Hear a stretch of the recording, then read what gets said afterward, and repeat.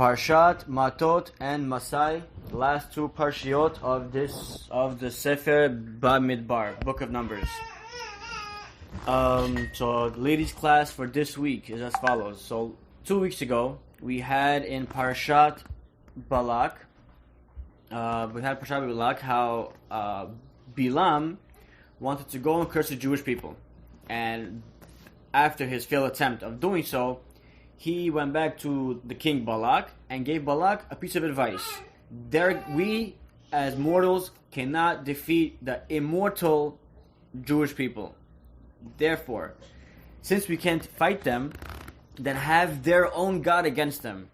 And how are you going to do that? By sending women to them, and they're going to sin with the women that we send, and that will make their God inflare anger and wrath upon them, and he will therefore kill his own people, only because Hashem hates immorality, and the hatred of immorality will do to their death. And that's how we are going to beat the Jewish people. So that was last week's parsha. That was 2 weeks ago parsha. Last week's part. I skipped a part. Then we had Parshat Balak, same parsha, Pinchas.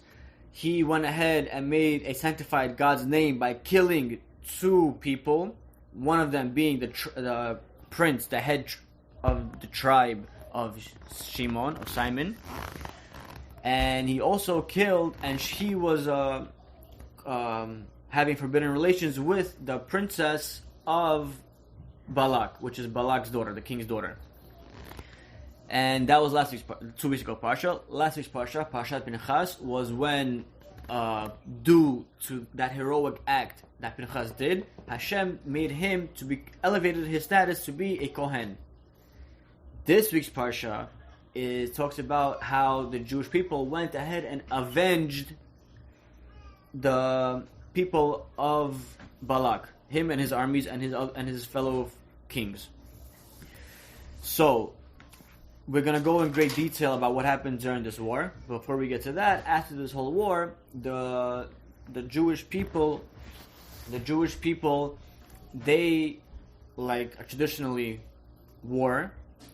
speaking, during wartime, they were to kill out all the soldiers, all the men, all the governors, of course, and they were to take the women, the children, and they were to take the animals, the wealth of the land. When they brought back the women to Moshe Rabbeinu, he scolded them and was furious with them. Why did you bring back the women from our enemy? They were the ones that caused our death.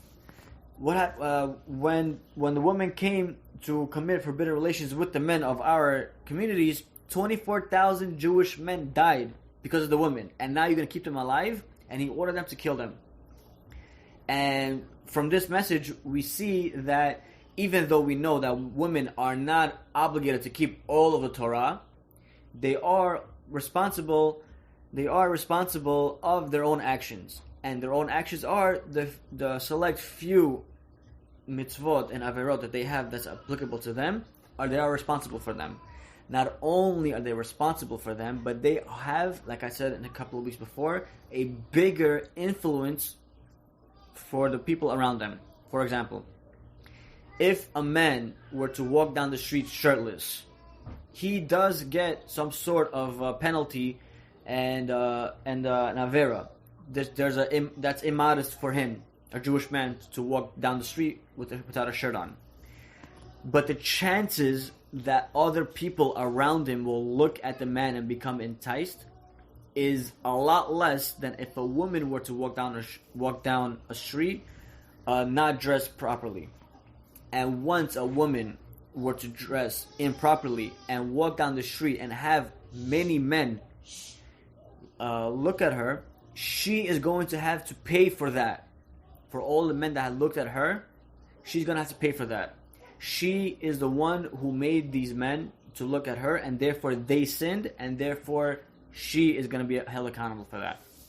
For all obvious reasons, women have this punishment heftier than men. It's because the influences for women is a lot stronger than men. the women, because they're kind of supposed to be like the role models of what women supposed to be like, what a modest woman is supposed to be like, and what a modest person is supposed to be like. Quiet, not so loud, not so immodest, of course. When she speaks, the way she dresses, men are supposed to follow that. So when women don't do what they are told to do, men therefore get enticed and can come to sin from that. And that was the women's class for this week's Parsha. Now we're moving on to the details of what happened in that war. So the pasuk over here says very, very interesting. Let me just get to that. When Hashem commanded Moshe to go ahead and to send men and to start a war, he told Moshe that after you start this war, after you end the war, you are going to be gathered to your people. Hence, you're going to die after this war. What did Moshe do? What none of us would do is he rushed to start this war. Got the men, he brought the men together, he armed them, he prepared them all for war, and he made sure that they went for war. Instead of procrastinating on it, knowing that he's going to die after the war, he went ahead and fulfilled God's mission. One of the reasons why Hashem waited after the war to take Moshe's soul is because he knew that Moshe yearned for revenge for the people who has caused plague on the 24,000 Jewish men. Now, he went ahead and yearned for the revenge to kill the people who are responsible of the 24,000 men, even though it says in the Torah explicitly that you are not allowed to take revenge on your fellow. Moshe Rabbeinu himself wanted to do it, and we see that in every other war and every other problem that we've had up until now, Moshe was always trying to make peace, definitely not to avenge or take revenge on anybody. But in this specific case, he wanted to take revenge on them and wanted to make sure to annihilate everybody. What's so special about this? What is so different about this scenario other than from all the other scenarios? It's because in Parshat Shoftim, in the next book of Deuteronomy, Devarim, Parshat Shoftim, it explicitly says over there, and in the Gemara of Masechet Sanhedrin 29a or 29b, I think it's 29a, says that if a person goes and makes other people worship other gods, if a Jewish person makes other Jews, or not explicitly Jewish person, some say it's the regular people, causes other people to worship other gods, they are liable to death. And the Gemara goes on and says that they don't even need witnesses, meaning that if a person comes into court and there's a claim against him that he made other people worship other gods, and there's not two witnesses, the traditional two witnesses stands, and they aren't there, the court is going to kill him anyway. Because by default, you make somebody else worship other gods, we kill you. A murderer, somebody who first degree, second degree killed somebody, murdered somebody, needs two witnesses, and even then, the high court is going to try to take them out of that claim.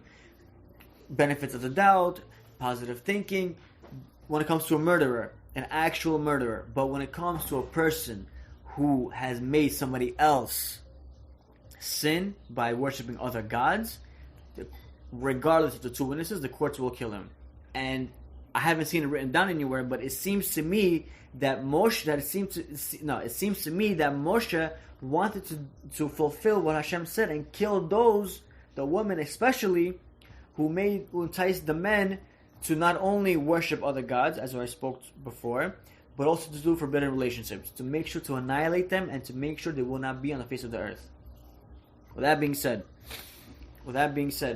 Moshe there gathered 1,000 men from each tribe, some say 2,000 men from each tribe, and to go out and kill and wage war with them. And wage war with who? Not only Balak, but 4 other kings with their 4 other armies, and Bilam, the sorcerer that gave the idea to the king to send the women out to make them sin.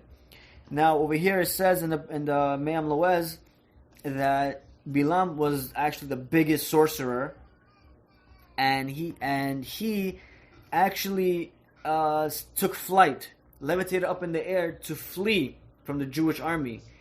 Pinchas himself went up, elevated himself as well, and in the air, he did opinion here that says that he used God's name towards Bilam to take him down, but there's another opinion that says that he did not want to use God's name, so therefore not to affiliate Bilam with the holy name, he therefore took swords and killed them in the air, just like that. I just thought to say that because it's like kind of cool to me how that went down, like the Matrix, how 2 people are fighting in the air, Theo and I forgot the other guy's name, but they're fighting in the air. So this is kind of like something similar to that, when Bilam and the Pinchas up in the air fighting using sorcery and whatnot. What? I heard from my brother, I think, that the sword that he used, I think it was used of a lot of tum'ah in the sword. Okay. And it was the sword of Bilam. Nice. I think this is what I heard, and that's how he basically killed him and used it against him.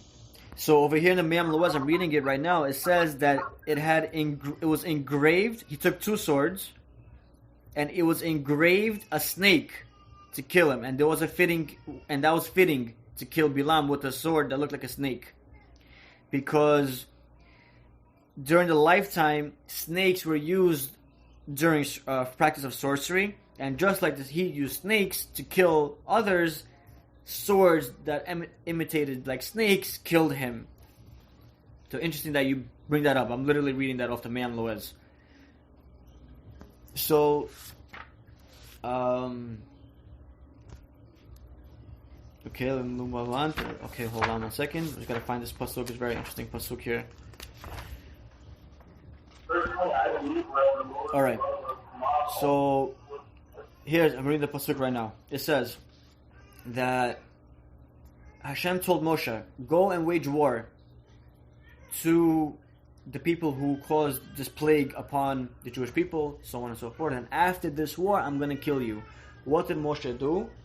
He got the best of the best to go to war. And we see here in Parshat Shoftim, in book of Bamidbar, it says over there, who are qualified to wage war in the name of Hashem. And it says, who is the man who was built a new house must go. People who built a new house have to go, lest they die in war. People who just planted a vineyard must go back home, lest they die in war. People who just got married must go, who just got engaged and is about to get married must go, lest they die in war. And why all these qualifications? Is because these qualifications, if people come to war thinking, wow, I just built a house, wow, I just planted a vineyard, wow, I just got engaged, they're not going to be fully focused into having the real emunah, the belief in Hashem, and therefore might get distracted and could die in war. And we don't want that. We want to take the most pure and the most respectable and the most righteous and the most religious to go to war. Unlike today in Israel, where they take the religious people from yeshivot to fight in war, it kind of does not work the same way, because the army of Israel is not as holy as the army of Moshe Rabbeinu. So we see a difference of contrast there. But over here, Moshe took those specific righteous Jews to go fight in war, which is an obvious reason why they all came back. There was no casualties in the side of the Jewish people. Yet they killed probably hundreds of thousands of enemies, 5 kings plus their 5 enemies, plus their 5 armies. So now very interesting. Moshe, like I said before, Moshe did not procrastinate on going through war, knowing he's going to die right after the war. Interestingly enough, we have a very logical person can ask a kind of foolish question, yet logical question. Moshe being Moshe, of course he's going to do whatever Hashem says, even though his life depending on it. But I'm a simpleton. I'm going to learn Torah in simple language as to how I can apply it to myself. Hashem brought me down to this world as a reincarnation, right? We all know that. We spoke about it before. We are all here as reincarnation of previous people who did not fulfill their missions in life, had to come back down again to make sure to fulfill that mission. So Joshua, Yossi, Alfonso, everybody here, Yaakov, my mom, everybody here has been here before because the previous did not do their full potential of what they're supposed to do. So Hashem, through His mercy, brought us back down here. Now we are all here presently. We have to now fulfill that mission, and once we fulfill the mission, we can peacefully go to the next world in heaven along with all the others in heaven. So now here's a question. If Hashem were to tell me, Joshua, you have to do X, Y, and Z. As soon as you do X, Y, and Z, that is you fulfilling your mission, and I can take you out to this world peacefully. Now, I'm going to think about it. I'm a simpleton. I'm 28 years old. I not only have a family of my own, but I'm also trying to, open a business, buy a house one day, watch my kids grow, watch their kids grow. I'm trying to do all that like a regular simpleton in this world, knowing that if I do X, Y, and Z, Hashem will take me out of this world and move on to the next. But I'm not ready to die. I'm not ready to go. I'm still young. Even though I know I'm going to be so much better off in heaven with God, even though I know all the promises I've been told, you can never understand the pleasures. Like the Gemara says, we have a Gemara that says that all the pleasures of the world combined will not even equal to 1 second of Gan Eden. That's great. But there's also another side of me pulling back and saying that I'm not ready to die. So, and then Hashem is also pushing everybody forward. Be perfect. Be the best you can be. Be the best Jew. Do all the mitzvot. Wear tzitzit, put on tefillin, cover your hair, keep Shabbat, modesty, all that, just to be perfect as much as you can. But if a person does so much so fast, then are they going to die young after fulfilling their mission? We see by Moshe, it didn't faze him. Of course I'm going to do it right away. Want to wage war, and I'm not going to stop myself. I'm going to do it right away because that's what the will of Hashem. That's Moshe Rabbeinu. But how about us simpletons? If Hashem were to tell me that if you do X, Y, and Z, you fulfill your mission in this world, I'll take you from this world, then I'm not ready to die. So what is the answer here? How can somebody reach to perfection so quick in their lifetime? Speaking specifically to Baalei Tshuvot or Baalat Tshuvot, who become religious and they feel like they're missing that gap of that they haven't been getting the whole past lifetime. They want to be religious, everything so fast, but if they move too quick, what makes it say that, okay, you fulfilled your mission, it's time for you to go? And what if they're not ready to go? So how can, what guarantee do I have that I can live a nice long life and still be the righteous as I am? So many rabbis are going to say, I have my own personal answer. I haven't seen it anywhere being said. I have my own personal answer, but I'm first going to say what other rabbis I've heard say.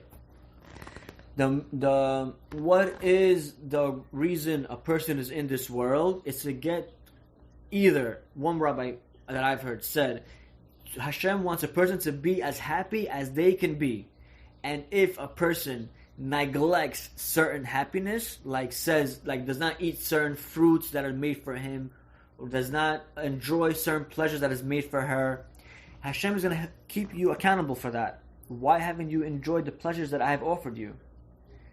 That's one opinion. Another opinion I heard from somebody else said that the reason for a person to be in this world is to become as close as possible to Hashem. Like this, close. Like a friend, like a brother, like a father to a son, to be very close as possible to Hashem, close as possible. So, and now Hashem gave a person maximum 120 years. You got 120 years. And the first maybe 10 years is not counted really. The last 10 years is probably not counted. So the time is actually kind of minimized. Most of the time, not most, hopefully some of the time you're sleeping, some of the time you're eating, other time you're in the bathroom, right? So you don't really have much time to actually be active towards Hashem. But if a person, like I said before, is going to be too active, and become too close to Hashem, then what's not to say that Hashem says, okay, you're finished. Time for you to go. So here's what I've said, and a couple of rabbis that I've spoken to has agreed with what I said, and here it goes. Even if Hashem tells me that Joshua, Yehoshua, if you do X, Y, and Z, you have fulfilled your mission in this world, and you're good to go. Even if you will tell me that, the chances are, and the likeliness are of him to take me from this world is a lot less than what it would have been 5 years ago. What was 5 years ago? 5 years ago was a point of my life where I wasn't really so active in teaching Torah, and I didn't have a wife nor a child relying on me for their livelihood. My wife is at home taking care of the kid. My daughter is at home relying on me to bring back home food. So this is now. 5 years ago, none of this happened. So if Hashem told me this 5 years ago, and I would have completed X, Y, and Z, the likeness of him taking me from this world is a lot greater than now. What's the difference now? Because now, being that I have a wife and child relying on me, and I teach Torah to people around me, people rely on me in order for their livelihood to become better. My daughter relies on me for the food. My wife relies on me for the companionship. The people who learn Torah with me learn Torah. And therefore Hashem needs me in this world in order for the people around me to continue living. So too with each and every individual in this world. Hashem carefully examines and analyzes each person individually. Yes, I have seen that you have fulfilled your mission in this world, but you teach a lot of Torah, but you have a family of kids and children, and they all need you, and everybody needs you. So it's kind of hard for Hashem to take away a person that everybody is relying on. So this is why it says that to do tzedakah, to do chesed, can lengthen somebody's life. We know from the story of Rabbi Akiva's daughter actually. Rabbi Akiva's daughter was getting married. Rabbi Akiva's daughter took off her veil and stuck it on the wall. And after the wedding, she took the veil. Everybody knows the story, very famous story. Took the veil from the wall and saw that the pin of the veil was poked right through the eye of the snake. Amazed, shocked, she went to her father, Rabbi Akiva. Abba, how can you explain what happened to me, this miracle? Rabbi Akiva asked the daughter, my daughter, did you do anything special today? Yes, I have. There was a poor pauper who came to the wedding banquet of mine, and I saw that he was poor and he didn't have a plate to eat. So I therefore gave him my plate. And I went off hungry to make sure that he had what to eat.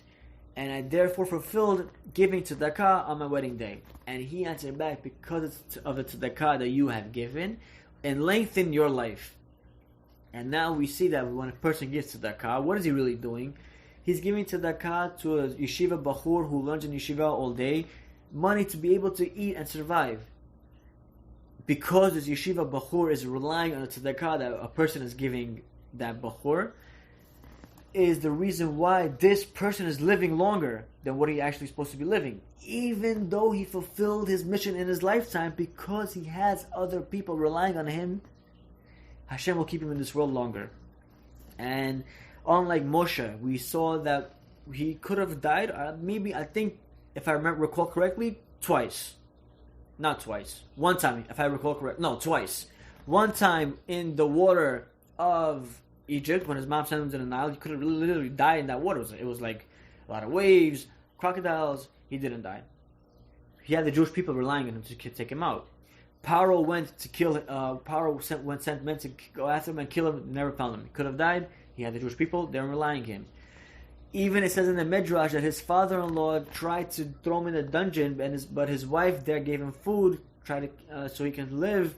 Yitro even tried to kill him, didn't die, because he had the Jewish people relying on him. Even over here, when Hashem said that once you do this war, I'm gonna take your life from you.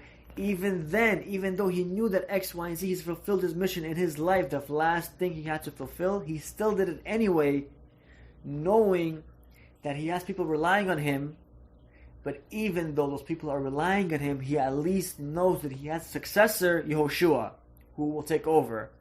So therefore, that concludes the analysis of Hashem, that I can take Moshe and be able to know that my people, the Jewish people, will still be able to survive by Yehoshua. So a person can ask the logical question again: if I were to run and do all the mitzvot, learn all the Torah, what if I fulfill a mission and pass? Chas v'shalom. A person then therefore should have other people that relies on him. How? I'm not telling. Well, it's suggested to get married, of course, but if a person for whatever reason cannot get married or cannot have children, then teach Torah, give tzedakah. Teaching Torah and giving tzedakah will have your peers relying on you for their livelihood, and therefore Hashem will think about it.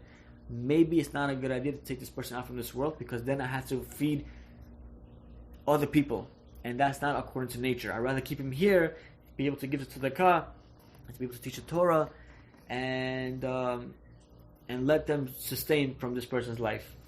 So that is I guess I will say the true mission of a person's life is further to learn Torah, further to do mitzvot, but to also not to forget to have other people rely on you, on your livelihood, on your tzedakah, on your chesed. Like it says in Pirkei Avot, 3 things the world stands on, right? Torah, learning, tzedakah, and chesed. Tefillah and chesed, I think. Tzedakah and chesed, but one of them is chesed.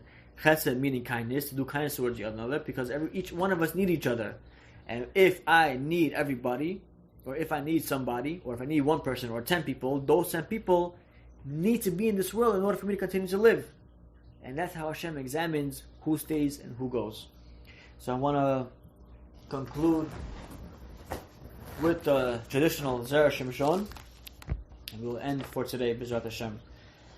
So Zera Shimshon brings down a pasuk in Perek Lamed Aleph 31, pasuk Chet. The 8th pasuk says that they killed the kings of Midian along with their slain ones, Evi, Rekem, Hor, and Reva. Tur, Hor, and Reva. So as we know, Tur is... What's up, Ben? Thanks for joining. Thank you, Gina, for joining. Appreciate it. Hi, everyone. So, what's up? As we know, that the 5 kings were sent out to wage war against the Jewish people. Evi, Rekem, Tur, Hor, and Reva. Tur, as Zera Shimshon brings down, Tur is Balak, the one who was responsible of sending out the women to the Jewish nation. So now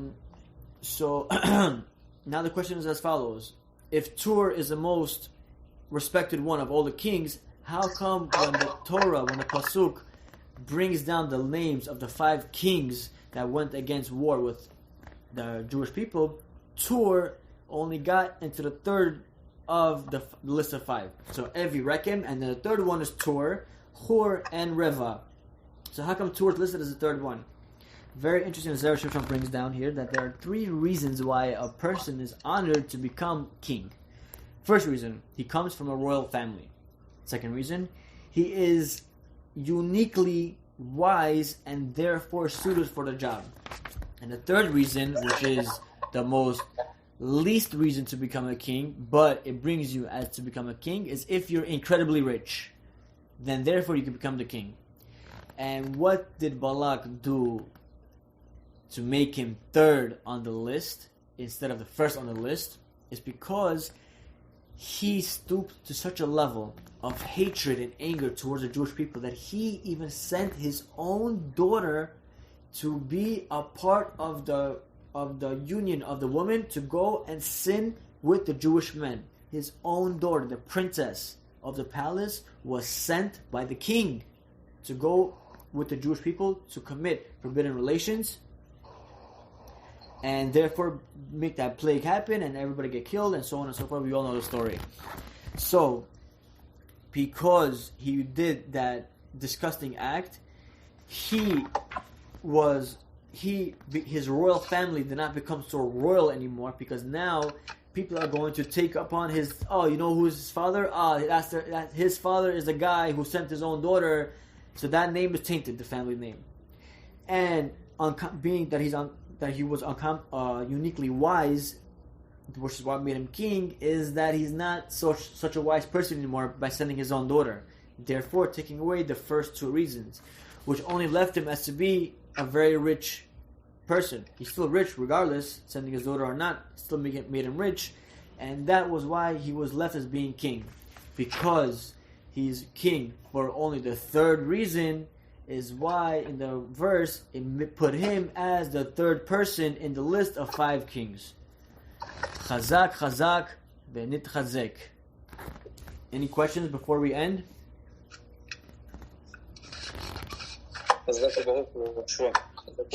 Thank you, Rabbi Yaakov. Thank you so much. Have a good night, brother. Good night, Yaakov.